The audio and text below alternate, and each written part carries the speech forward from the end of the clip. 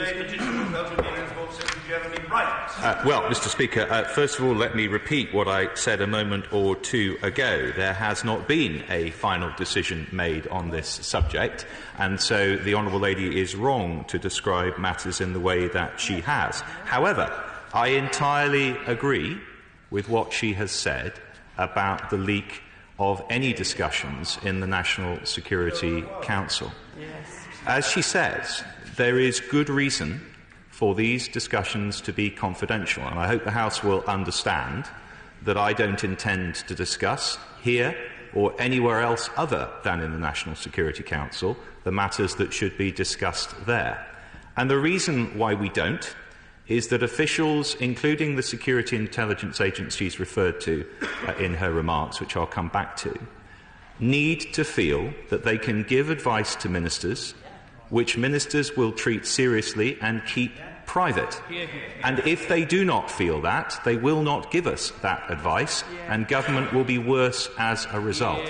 That is why this is serious, and that is why the government intends to treat it seriously, as she and the whole House would expect.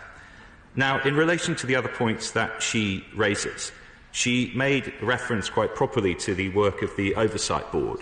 And, of course, the Oversight Board is evidence of the fact that we have arrangements in place for the management of Huawei technology that does not exist for the management of equipment supplied by others, and there is reason for that.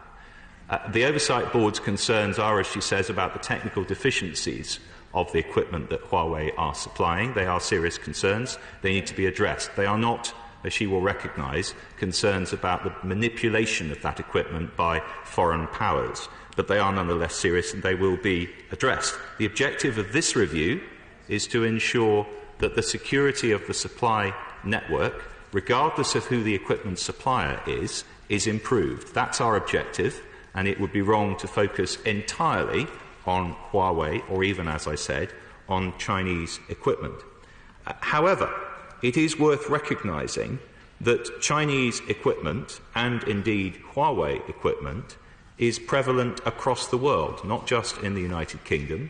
There is a good deal of Huawei equipment already in the UK networks, so we are not talking about beginning from a standing start, but it reinforces, in my view, Mr. Speaker, the need to ensure that this review of the supply chain is broadly based, as it is, to ensure that we address the security of the network, regardless of where the equipment comes from. And finally, on the issue of the security and intelligence agencies, as she would expect, we take full account of what the security and intelligence agencies have advised us on this subject, and she has my reassurance, as does the House, that we will continue to take seriously what they tell us, because it is a key component of the review that's being conducted, which is being conducted, as I've indicated, with the full input of the National Cyber Security Centre.